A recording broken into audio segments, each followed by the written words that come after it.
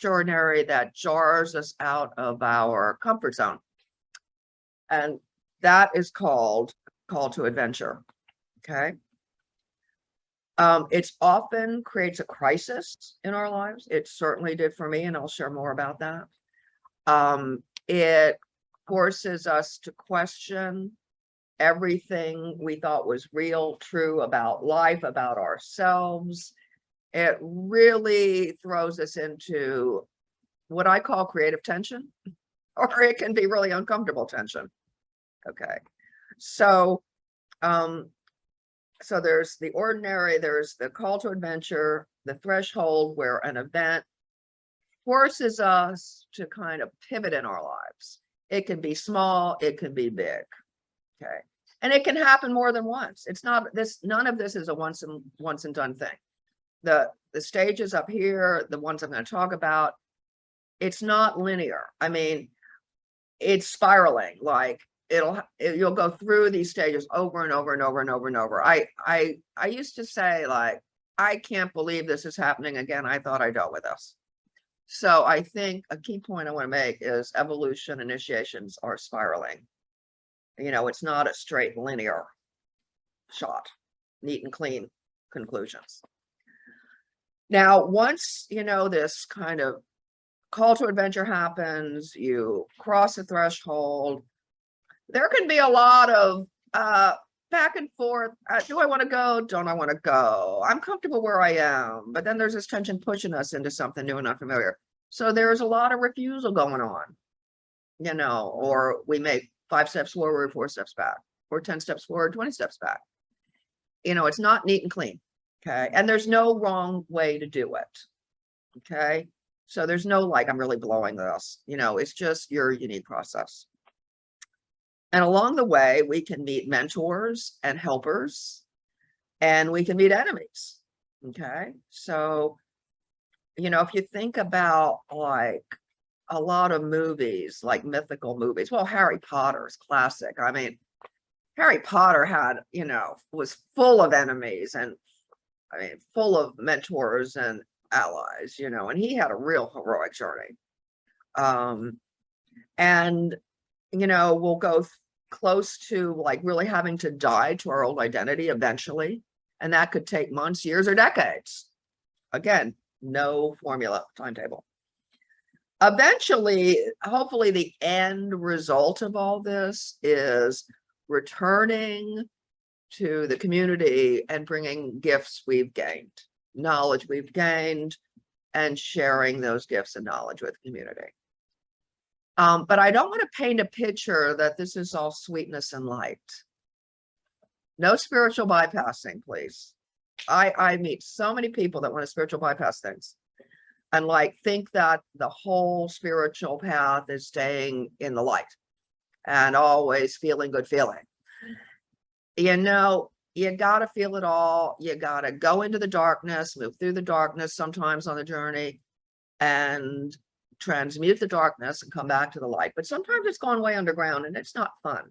Some of these stages are not fun. And I would be lying to you if I painted a rosy picture, that it's all roses and, you know, rose-colored glasses and sweetness and light. It's really not.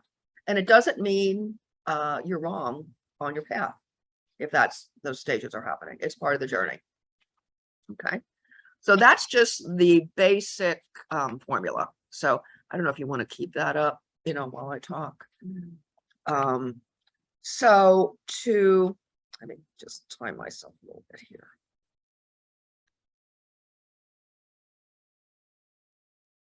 Okay, so I was a really left-brain scientist. Seriously, not open to any of this at all. Biology was my passion. I worked at a science center in Atlanta. I was very left-brain. And I just knew I was miserable in my job, even though people would say to me, oh, how'd you get this great job? And I would feel guilty that I wasn't enjoying it. And I think I wasn't enjoying it because my soul was screaming, this isn't what you're here to do. But I didn't have an awareness of consciously of my soul then. So all I knew is I was miserable. And I was miserable enough that I left the job having no idea what I was going to do. Now I had a story that I told myself, because we need stories. We need to have some kind of, I can't just leave into the total void like that. You know, I was 27. I grew up in a family where you get a job and you keep it for the rest of your life. So I was breaking a lot of family scripts by doing this. And, you know, I think my family thought I was a little nuts or a little, no, at that point, they just thought I was being reckless. and so I told myself, because I'd been a very good girl and a very good student, and I like went, you know, through school, first through 12th, then college, I got a job and never took a break, like most of us are taught to do.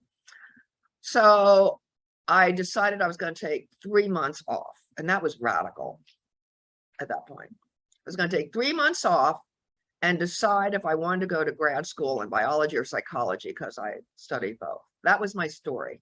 Okay. So for the first time in my life, I had some space, you know, where I wasn't like being pulled by external schedules, external activities, which is really key. And I'm not saying you have to quit your job to do this, but you do have to give yourself space in whatever form you can. Like, don't fill yourself up constantly with busyness or TV or Facebook or whatever. You got to give yourself space and kind of just being time. So anyway, I had these 3 months.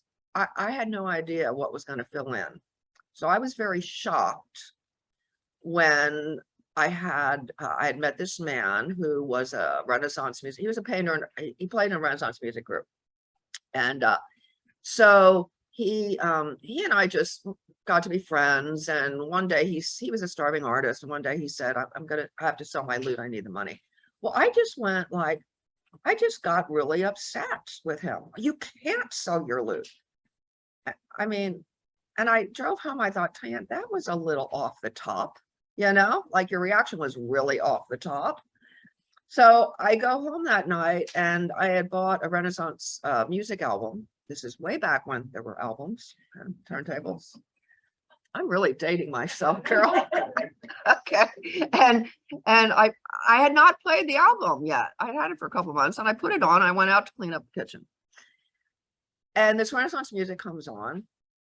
And all of a sudden, the most shocking thing just descended from who knows where, or emerged from within, or I don't know what verb to use. But suddenly I was filled with enormous emotion, grief about this man. It was like scenes were projected on my kitchen wall. It was more of my inner head, and I knew I had known him before and something tragic happened. And I went, what the hell is this? I mean, I was a left-brain scientist. I wasn't reading any books about this. There weren't even many books about this then. So I went, it's the music, it's the music. I took it off. I can't, I just had to stop it. I had to stop it because it felt out of control. So that was kind of my call to adventure. I didn't know it at the time, but so I remember thinking that night when I was still in kind of an altered state, as much as I could tolerate, because I was desperately trying to shift it back to my rational worldview. I remember thinking, oh my God, reincarnation is true. And all I went, oh my God. And believe me, I tried very, very hard to return to my ordinary old life, ASAP. It happened. I tried to dismiss it. Carol, you and I were talking about this last night, people trying to dismiss, you know, rational people trying to dismiss these experiences because they have no space to put it in their worldview. Okay. So that was the end of month 1 of my 3-month period where I was deciding what grad school program I wanted to do. And this happens. And so it continued. So I was in Atlanta. I had joined Vista, which I think now is AmeriCorps. My senior year in college, I was a liberal arts major who didn't know what they wanted to do. And I joined Vista, and I remember sitting on a hill my senior year and saying to a friend of mine, I'm going to join Vista and see where the winds of fate take me. Now, I had no idea how literal that was going to end up being. Because again, I can see looking back how little threads of wisdom were creeping up that I wasn't recognizing. So I got stationed in Atlanta. I was in Pennsylvania. I got stationed in Atlanta. And most Vista volunteers that were stationed in the Southeast were sent out to Kentucky and North Georgia and Appalachia and, you know, out in the country. There was one group out of like 90 Vista volunteers that were stationed in Atlanta. There were like 10 of us, and I was one of them. So I got stationed in Atlanta, working for a Fulton County Probation Department. That's a whole other story. You know, I was from the north, you know, small town. Suddenly I'm in, you know, the heart of Atlanta, working for a probation department. So anyway, I ended up in Atlanta. They held Vista training at the time in a beautiful old hotel, originally a beautiful old hotel called the Georgian Terrace. And the Georgian Terrace is significant to my story. Because the Georgian Terrace Hotel, by the time they held Vista training there, it was kind of a has seen better days hotel. I mean, not totally tacky, but no longer its elegant, original status. And the Georgian Terrace Hotel was built, I don't know, maybe, I'm guessing 1910 maybe. And in the lobby of the Georgian Terrace Hotel is where Margaret Mitchell took her manuscript of Gone with the Wind and gave it to the editor of Macmillan. Okay. So the Georgian Terrace Hotel is literally the first building I set foot into in Atlanta. And okay, now 5 years later, I start having these bizarre experiences relating to Margaret Mitchell, who lived in Atlanta. And, you know, I was not a fan of the book. I was not a fan of the movie. Again, I thought, what? This is like month 2 of my 3-month break before I was going to decide what graduate school program. I wasn't even thinking biology or psychology anymore. I was like trying to hold on to my sanity at that point, because I wondered sometimes, like, am I okay? And and this was before Brian Weiss, you know, the psychiatrist, wrote all those wonderful books and really gave past life phenomenon credibility. This was way before much was out there. So I didn't have a lot of support, you know. Their APART wasn't even in existence yet. And our culture loves to psychopathologize these kind of experiences and convince people they're nuts. You know, that's what our culture likes to do in the psychiatry and the traditional psychology, because they don't know what to do with this material. So they want to psychopathologize it. And I got an insight over the years that this current psychiatry and traditional psychology worlds, by labeling people crazy, are doing what the medieval church did by labeling people heretics. It's the exact same phenomenon, just a different word, different organization. And I'm not saying there aren't good psychiatrists or psychologists, but I'm saying as a whole, the professions, they're starting to loosen up a little bit, but it's slow. Anyway, so I can't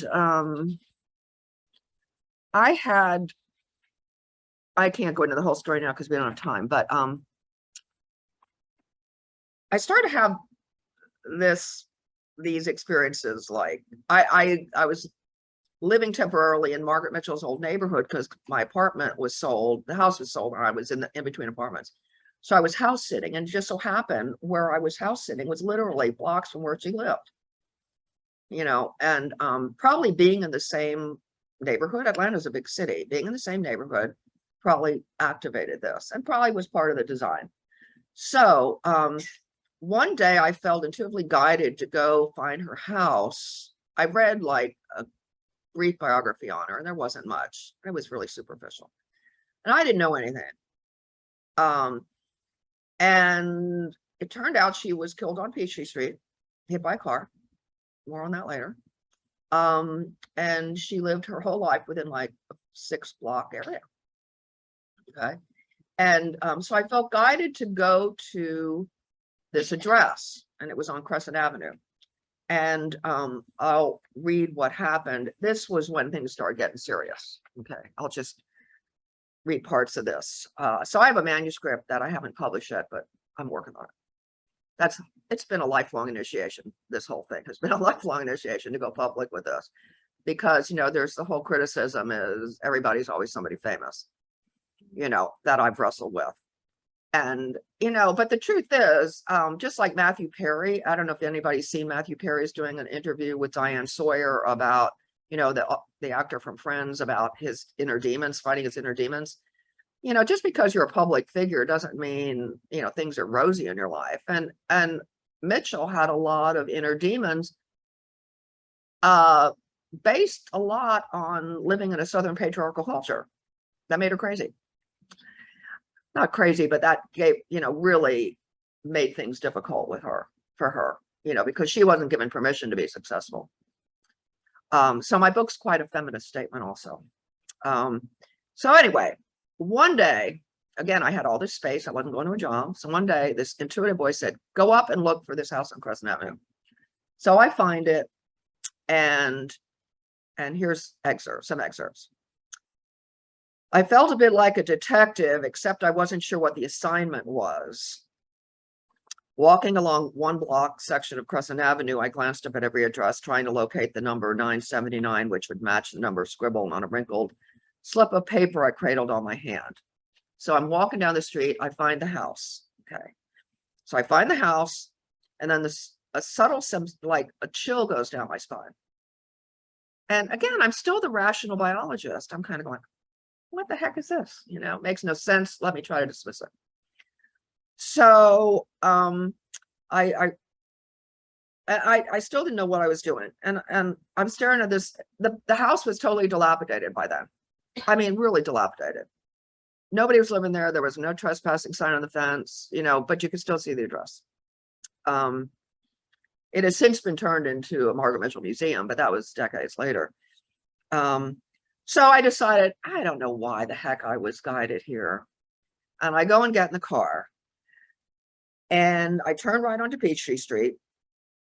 And my ordinary state of mind was suddenly shattered by the oddest and most complex sensation I'd ever experienced washing over me.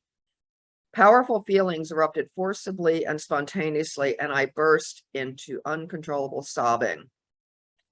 At the same time, it was as if a tape recorder had started up inside my head with the words, I've come home, I've come home, I've come home. So like I'm driving a car down a busy street. Peachtree's a busy street. It's a main street, sobbing. And literally wondering what the heck was going on. So, you know, I drove about 7 blocks, ended up at the intersection where the Georgian Terrace is, because it was 7 blocks south of there, and, you know, turned left to go back home. And just, I was totally exhausted. I just felt totally spent.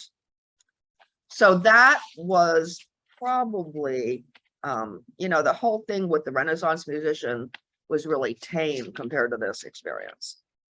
But that had opened the door to reincarnation as possible, you know, is true. So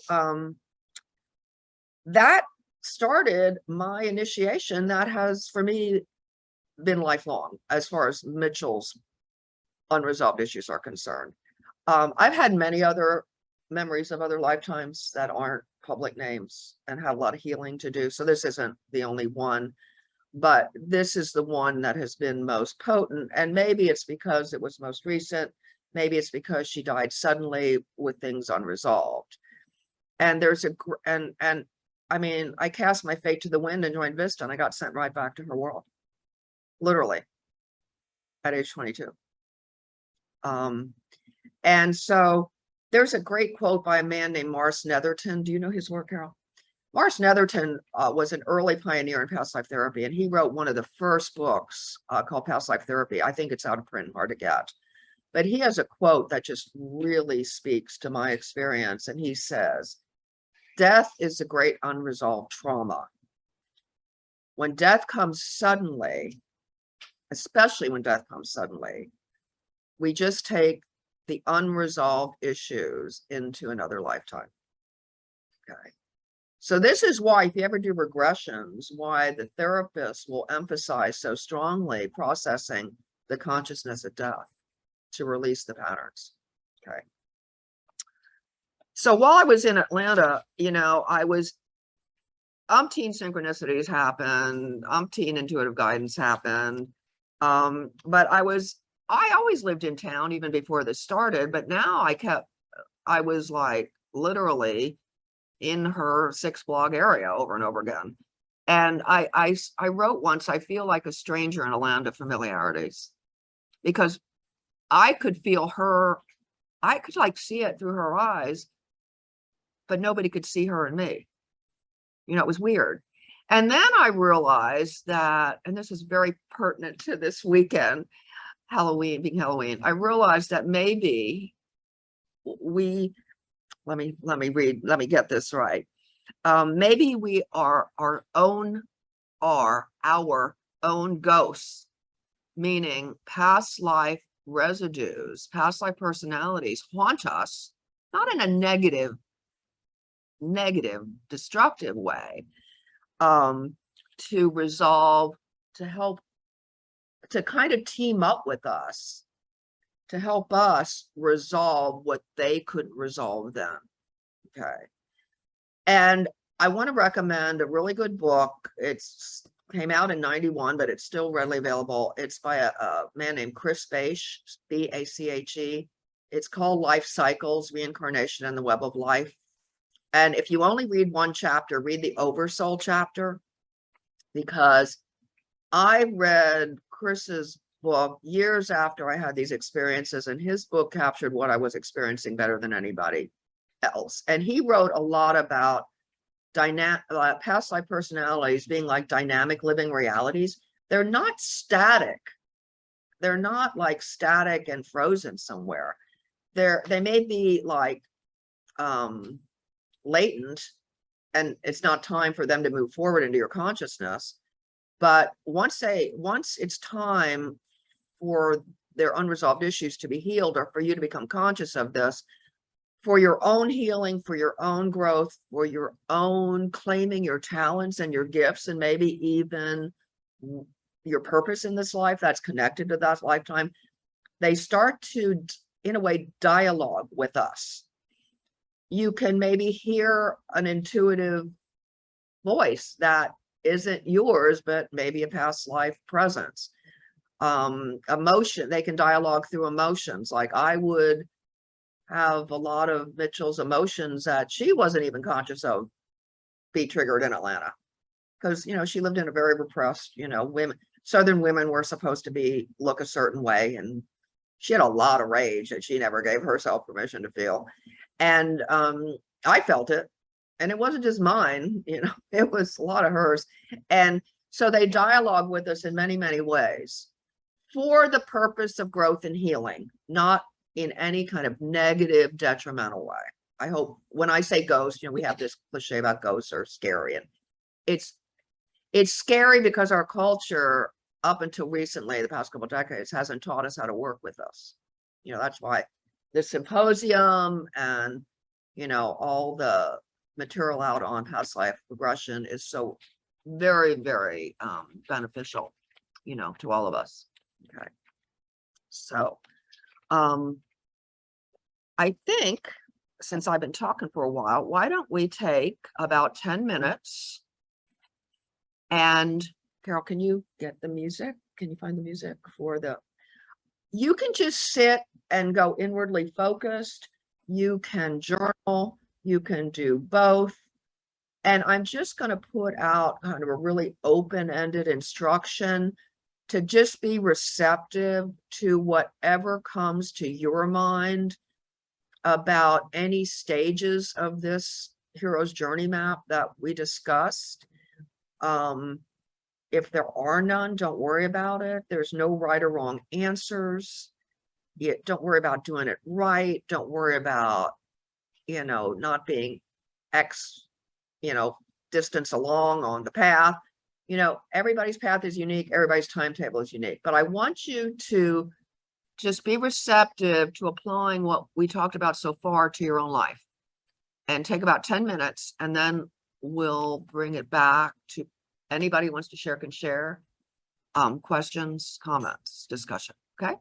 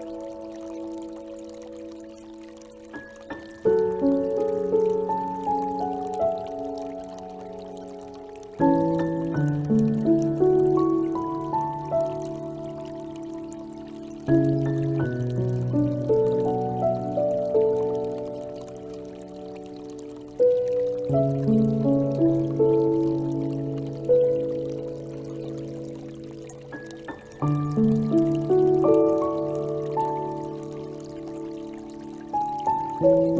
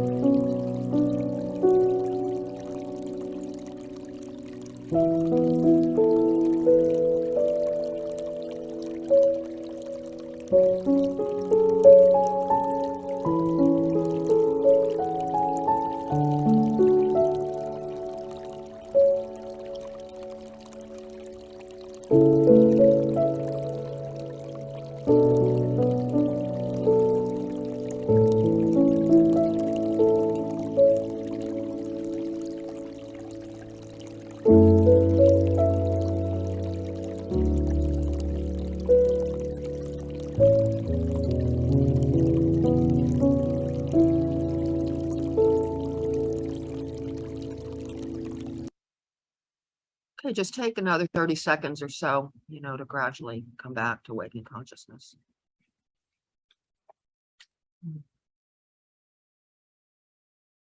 Mm.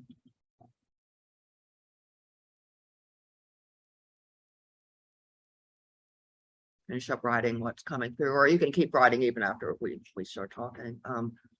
Anybody want to share?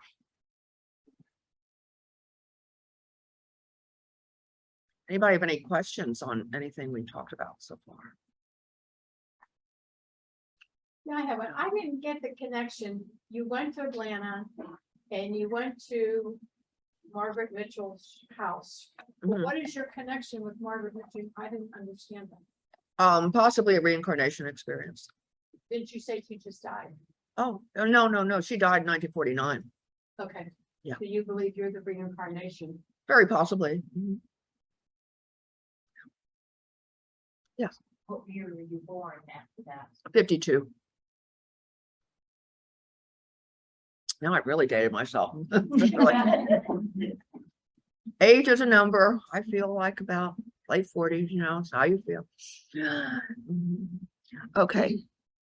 Yes. I was born in 1946, which is just the year after World War II. Oh, right. And I remember I was maybe about 7 years old Mm-hmm. when I would see myself in war-torn Europe someplace. Wow. And I was a little girl, and I was one of the survivors of bombings. And some young soldiers, I don't know what army they were with, they kind of like took me under their wing and made sure I stayed warm at night. And then the biggest thought in my mind was, dear angels, bring me back to earth again. I want to be born again because, dying as a little kid was a very short lifetime. Right. And I still have these ideas that come back. And one of the biggest things I wanted to do in this life when I was a little kid was to have lots of adventures, to go across all places of the earth and have interesting life experiences. And that's what I've done this life.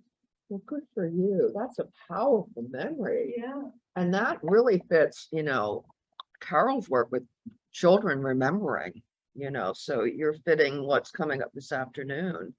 I mean, you were about 7, you said, when I was maybe between 5 and 6. Oh, well, that And fits. was very strong. Mhm. Dear angels, please bring me back to earth again. I want to live again. That's so interesting that you saw yourself as a child in war-torn Europe. Yeah. And you came back very quickly. You were born in 46. Yeah, I guess You they- got your wish. they- And so you were born in the States then, uh-huh.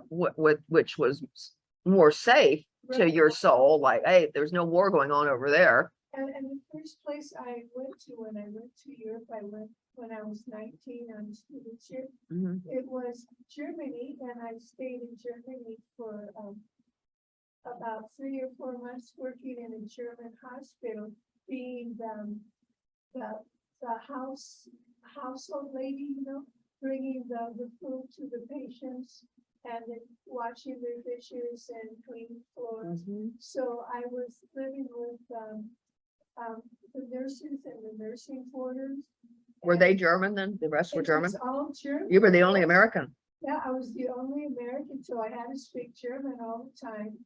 And I saw them as different people. And in the hospital, there were some patients who were Nazis, because they were real tip strong. Wow. You know, like, jawohl, yes, sir, type guys. And, but the other Germans I found as very compassionate, very loving people. Do you think you had lived in Germany in that other lifetime and died? I must have been, because German was easy for me to pick up. And so you picked up the language really naturally, and Yeah. that sounds like an incredibly healing experience to- Yeah, when you were old enough in this life to go back to that country with the trauma and be like, become like one of the German, you were like one of them. yeah, Oh, that's a wonderful story. very interesting. That is a marvelous story, really. Thank you so much, because I had a question. sure. I've studied a lot of different philosophies, and in almost of all these different systems that I've studied and different ways of looking at all these subjects, they say that the average for reincarnation is about 200 years. That's not true. It varies. It varies radically. There's no formula. Ask any regression therapist, they'll tell you that's not true. I mean, I don't mean to be abrupt, but you know, that's not what case studies are showing, and hundreds of regression therapists having thousands of regressions. Okay, go ahead. I just didn't want to like kind of share my first experience with Uh-huh. my in house life, and then you back to Can you show her? she was saying about the journey. Years ago, maybe I was giving my daughter bath, so maybe 6 or 7 years ago, I saw a photograph of it's a horrible photograph of women waiting in line to be executed in the Holocaust, and they're naked and they're holding their babies, and the babies are naked. I'm planning to start crying when I talk about this. But I saw the picture, and it's a horrible picture, and it deeply affected me. But it was like it was deeper. It was kind of like what you were saying about feeling her feelings. It was like I felt it, like I was in that picture, right? And I just couldn't not think about this photograph, right?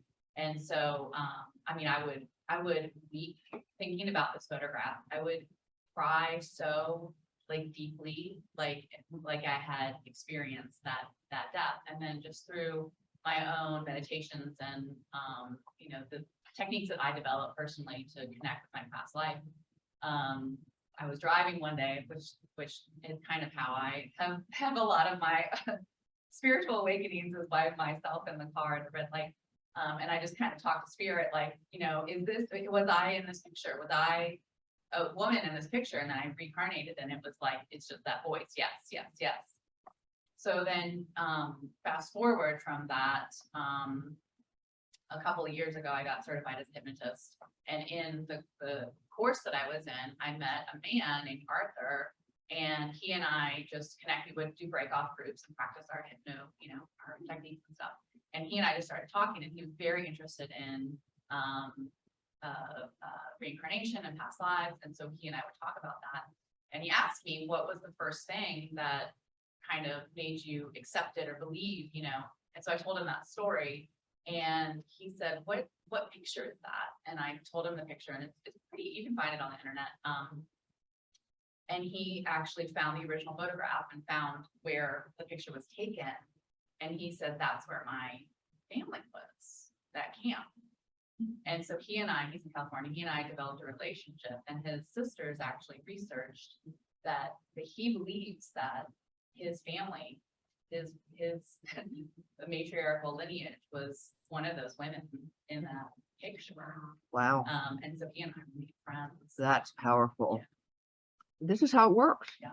Did you one of the victims or Yes. were you? Yes, I was killed, and my child, yes, which is a whole nother, I could go on and on about like connection. I have 3 children, and we've all been tumbled around in reincarnation.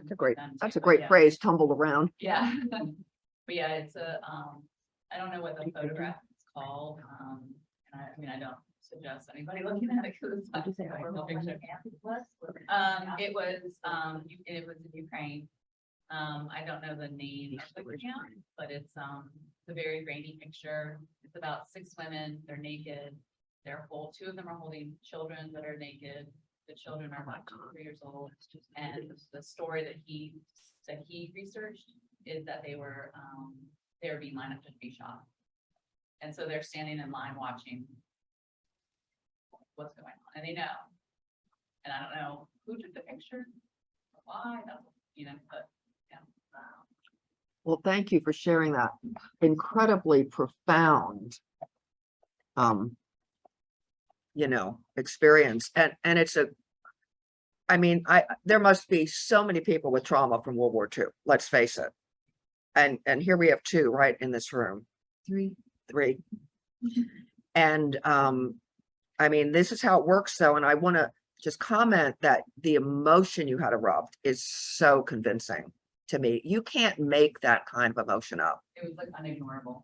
No, it erupts. Didn't it just erupt and couldn't be stopped? And I would imagine those women were just in shock and had to repress all that. And so it just carried over. So good for you for having the courage to feel it, because it's not fun. It's not fun at all. But that's where the healing comes from, is to express the unresolved trauma. Do you feel lighter since that, or? Oh, yeah, absolutely. Okay. And being able to connect with the gentleman, Arthur. Oh, that's and powerful. It's almost, yeah, that was very therapeutic too. And it also kind of helped him too, because he was raised Jewish, and he was raised, to kind of put those, he was raised very religious, but he had that internal strain of like, I am told to believe in these things of reincarnation, but and he's in his 70s, I believe, he's the 70s. So he was raised very conservatively, basically. Mhm. And in our relationship, he was able to, even if it's just me, he was able to himself. He was able to be like, oh, I believe this, but. Well, I you can't brought really- it to life. Yeah. It wasn't a theory anymore. Yeah, You brought and- it to and life. me, like that's really a lot of the feeling of like, well, what's the purpose of knowing our past lives, Mhm. right? Well, there is none really, but the connection that he and I made, and like helping him heal his trauma, was a big part of it, and just allowing him to be a little bit more of who he is at his core, even if it was just with me, to be able to express his emotions or his beliefs of believing in reincarnation, was healing of that trauma. Thank you so much. There's so many wonderful components of your story. I think what else it illustrates, what is your name?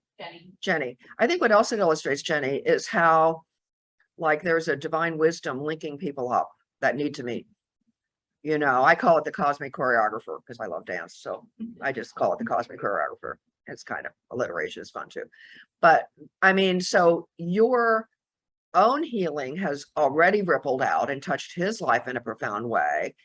And I'm sure it's touched your children in you releasing that heaviness. And I'm sure it's, then, his life being impacted is rippling out. So it just keeps rippling out. And he was able to connect with his sisters, and they researched, it's almost like he said that, like, it's something like, obviously, his family was in the Holocaust, and so they're aware of it, but it's like. don't talk So about it. this is healing helping to heal Yeah. his family And line. then his sisters were able to talk about, oh. Wow. And then it's like, oh, a family story here, and then, yeah, it was very, Again, so important. Just trust the authenticity of what you're led to, what comes to you, go with it, because it's part of the whole design and fabric of your life and everyone else's and the whole collective, because your story isn't isolated to you. And I love, you illustrating that so beautifully and illustrating how this works.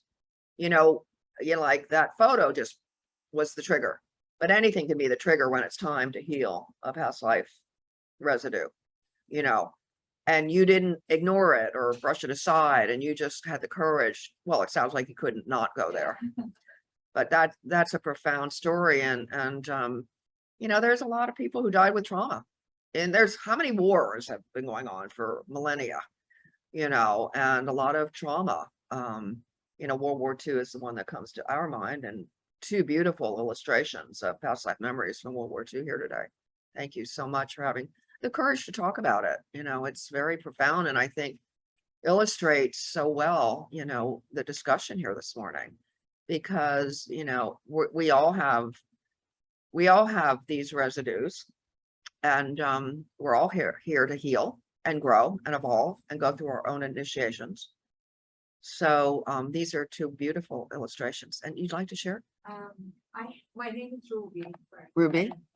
And I have more technical question, which I like your opinion. I think Okay. Sarah already gave us some guideline about it, but I'd like to hear your opinion. If we know some pictures we see or some object related to those vivid experience that remind of something, but we don't have whole picture, and how we can get the whole picture to heal ourselves Okay. from that past life. Wonderful question. Wonderful question. Do you want to position that? Well, that's a marvelous question. And I'm sure the question was, if we have like a few incidents that give us little pieces of a past life, how do we get the whole picture? Okay, here's what I tell my clients, and here's what my own journey has been. It's like getting puzzle pieces. Okay. And, let's say we have a 500-piece puzzle sitting at home in our den. Okay. And let's say, currently we got 50 pieces out of the 500. Okay, we only got maybe one corner, and here's what I would say and what my experience has been. You can't force the puzzle pieces to show up. You can invite them. You can be open and receptive. You can pay attention to them showing up. But what I tell my clients is, whatever puzzle pieces you get, like put them in a drawer, metaphorically speaking, keep a notebook, and know that you'll get the whole picture when it's time for you to get the whole picture, which is a great segue. Thank you very much for the segue to my concluding remarks. I really didn't put her there to do this, but I love when it happens. I just want to conclude with things I've learned, and I'm sure, many of you have already learned a lot of these. If anybody wants to comment on it after I run through these. The key is trusting, first and foremost, trust the process. Now that's hard in the beginning. It's very hard in the beginning. So you kind of have to build up your trust and faith muscles. In the beginning, believe me, mine were really weak, but the more you follow it, the more you get confirmation, the more you can then trust it, the next steps. So trust the process, surrender to the process. We can't control this. We can invite it. We can make space for it, but we can't logically control it with our ego. I can't emphasize that enough. Our soul knows when. Our soul knows far better. Our soul is breathtakingly wise. So try to get your ego out of the way and surrender to the soul wisdom and divine wisdom and Holy Spirit, whatever you want to call it in your, in your lineage, religious lineage. Follow intuition, but learn discernment. If there's one prayer that I pray these days is please give me discernment, because our ego mind can really trick us and hijack stuff, into thinking we're on to something and we're not. So again, intuition has got to be developed like a muscle, like anything else, and it's a process. And just pray to be aligned with the design of your life. I do that prayer too. I pray for discernment and I pray to be aligned with the divine design of my life. Okay, those are my two big prayers. Each of you can find what is most relevant for you, but I'm just passing on what I have found useful. I think there's this real, well, it's not so much anymore, but it's still present. This conflict between traditional Christianity and belief in reincarnation, or traditional Judaism, as you commented with your friend. I simply don't get it. Again, I'll come back to the Beige book, Life Cycles, Reincarnation and the Web of Life. He has a great chapter in there, if anybody's interested in this, called A Reincarnationist Christianity. And he trained for the priesthood, and he was a religion and philosophy professor. He's retired now, but he knows his Christian theology. He trained for the priesthood. And he presents in this chapter why the two are very compatible. And it's really an excellent chapter if anybody's interested to reading, why there need not be such a conflict. And the other quote I love is by Aldous Huxley. I don't know if anybody's read Aldous Huxley. He has a great book called Island, which is just marvelous. I may need to reread that. It's been decades. And there's a quote in there that he writes about the experience of distance, whether it be in space, like between here and Germany, for example, or in time, between the present and the past lifetime, there's a distance. But the experience of space and time in distance is the first and most fundamental religious experience. And I think there's something true to that. And I know in my own journey, Repeat it again. yes, this is from Aldous Huxley's book, Island, that the experience of distance, whether it be in space or in time, is the first and most fundamental religious experience. And many astronauts, when they went to space and had that distance looking back to Earth, expressed religious awe in looking across that vast distance toward the planet Earth from space. And Huxley also writes about distance, reminding us there's a lot more to people than we think, that the mental spaces inside our skulls are as enormous as the vastness in space. I think that's true. And I can attest to personally, I was raised in a very traditional Protestant home. My parents went to church weekly. We were required to go to Sunday school and church when I was growing up. And by the time I went to college, got through my college years, I kind of turned into an agnostic. I wasn't a hardcore atheist, but I was pretty agnostic.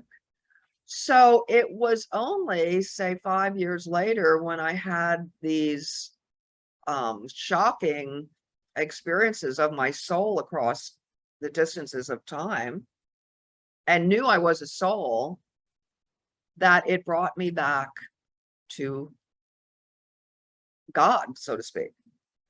So it ended up being a religious reawakening for me. So, to me, the experience of having lived before was actually very profound spiritually. The idea that we're eternal souls was no longer something I read about on a piece of paper. It was an experiential truth, and it was profoundly religious for me. So I personally can't understand this huge gap, that many Christians took. Oh, I can't believe in that. Christians don't believe in that, blah, blah, blah. But, I think it's changing gradually, but it's still there, so that's just my personal journey. Y'all may have your own stories about that.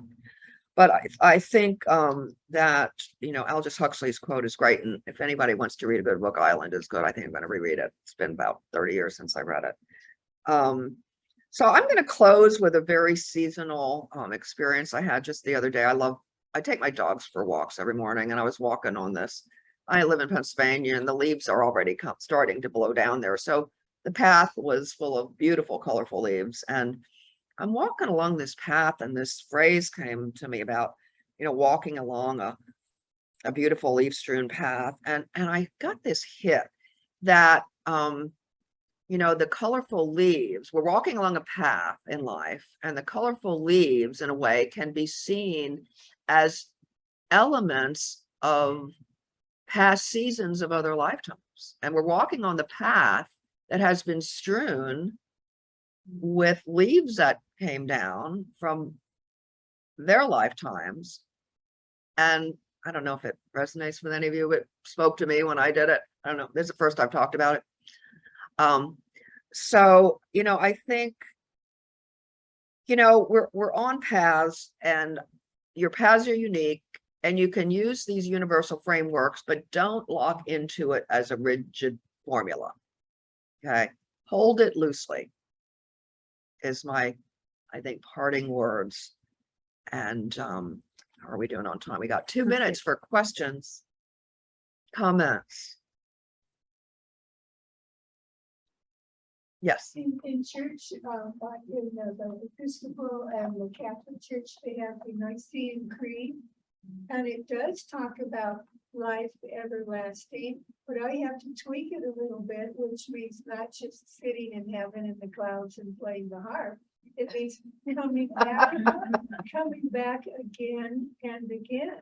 Right. So you can use that and expand it a little bit more, and then the Christians will say, oh, yeah, that is true. So we hear it every Sunday, but we just don't understand. It's like people hear, but they don't understand. And that's what Jesus said to his apostles all the time. You hear me, but you're not understanding. Excellent comment. And the whole idea of resurrection Yes.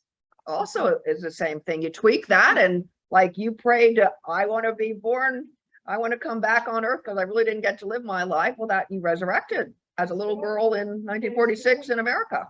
So that can be pointed out to a lot of. Oh, that's a good point. Yeah, the whole resurrection, and we're eternal beings. And it could also be applied to this fight on abortion, oh, let's get this on. Yes. Yeah, I mean, like, the soul will come back if it wants to be born, so who cares if it comes back next year or the year after, because if the body of the baby is, aborted, it's not dead. Yeah, the soul isn't being annihilated. The soul is still there, and that's what truly life is. So then that will cut the abortions. Just Yeah, you need to get out and start doing some speaking. You're good. You're very good. Saying that. Saying that, because that Christian one thing I was bothered. Thank you. Just want to let you know it was so bad. Well, I had a miscarriage. My first child, I had a placenta previa on the water bag broke, and so I had to go to the emergency room. And they actually forced the birth of the baby. The doctor had to pull him out with his hand. And because my mom is really strong Catholic, I asked the nurse for some water, and I baptized the little baby. And I said, baby, come back anytime you want. Because this time was the first year of marriage, and my husband didn't have really a good job yet, and neither did I. So I said, thank you for not coming back now, because this would have been a really hard time of financial problem. So bless you, and I welcome you again. Well, So there was absolutely no trauma with losing the child. boy. And when I was walking in our little town, my mom's friend from church said, "Oh, you must feel terrible, your baby died." And I thought, "Oh, you're sure stupid to tell that." To you." You know, that probably made me feel terrible. But I said, "No, actually, it was a beautiful experience. She almost fainted on the sidewalk." What? And I said, "Yeah, this was God's, plan." And I was so grateful that the little kid said he'll come back later. And did he? Yeah, my daughter was born about 2 years later. There you go. You've got a lot to teach people. As you can tell, this is opening up a lot of conversations, and I'm sure during the breaks and lunch, we'll have even more. So I just want to thank all of you, and especially thank Dianne for coming all the way from Pennsylvania to be part of this symposium. And Good to be back in the South, Carol, y'all come back now. Yeah. I always feel at home in the South. Yeah. So let me stop the recording.